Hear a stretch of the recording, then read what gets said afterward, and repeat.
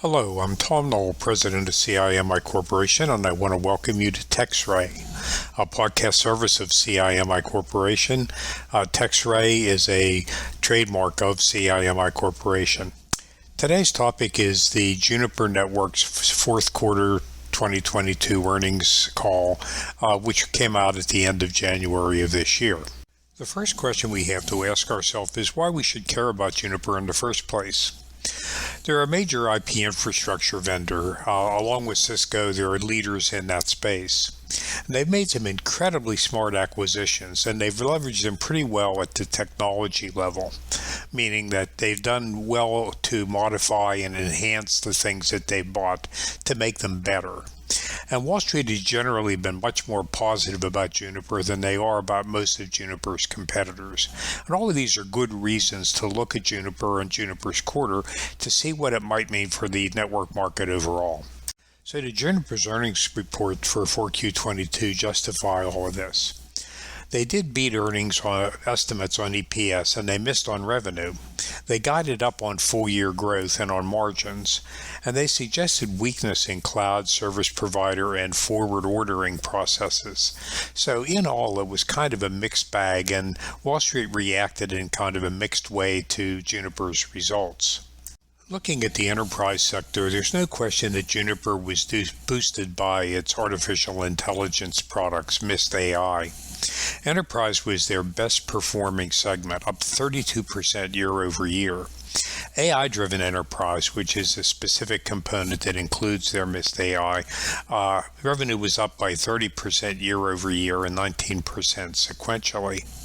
Security was up 5% year over year and lower for 2022 overall, and that may suggest that the security space is getting a little bit overbought in the marketplace. Juniper's enterprise strategy, driven by Mist AI, is working. There's no question that Juniper has advanced their cause in the enterprise significantly with the acquisition of Mist AI.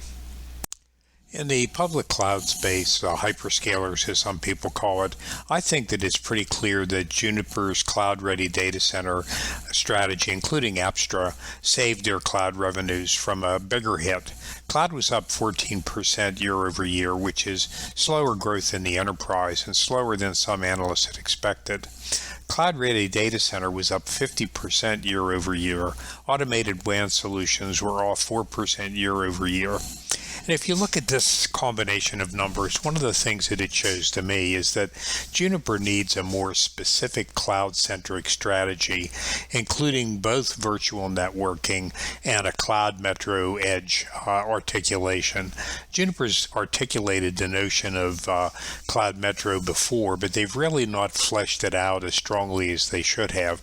And while they have excellent virtual network products, they really haven't framed a virtual networking strategy that would make sense to a cloud provider. I think if they did those two things, they'd probably do better in the cloud space, and they'd probably grow more than the cloud space is growing overall.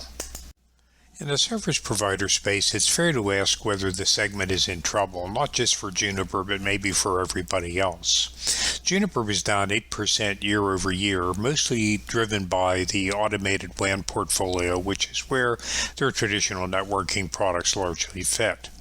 Cloud-ready data center, as I mentioned on the prior slide, was stronger than average, and the stronger areas are not pulling the broad WAN space through, which means, to my mind, that there's an improper connection between the two. Juniper, I think, needs better linkage between its WAN products and its cloud metro story, and of course that would be part of a better overall cloud metro articulation, something I recommended on the prior slide. How can we summarize Juniper and summarize Juniper's quarter in terms of its own future and the future of the market segment that it's a part of? First of all, Juniper is still the best network play, I think, in all of the space. The street attitudes toward Juniper are generally not changed, either for positive or negative reasons, by the earnings report. Juniper has the technology that's necessary, and technology is the high inertia part of any company's product strategy. If you've got to build something new to meet market requirements, it's going to take time to make it happen. Juniper needs to develop its cloud metro both as an edge and as a WAN strategy. And that's an important factor, maybe what is the most important thing in terms of positioning and articulation. And Juniper also needs to create a good virtual network story. But the thing that Juniper needs most of all is they need a better, a more articulate positioning, a marketing process. They've got great technology, but they're not telling the story cohesively. Most companies, I think, have a problem these days because of current quarter emphasis on sales, and that they're inclined to talk about individual products rather than systems of products.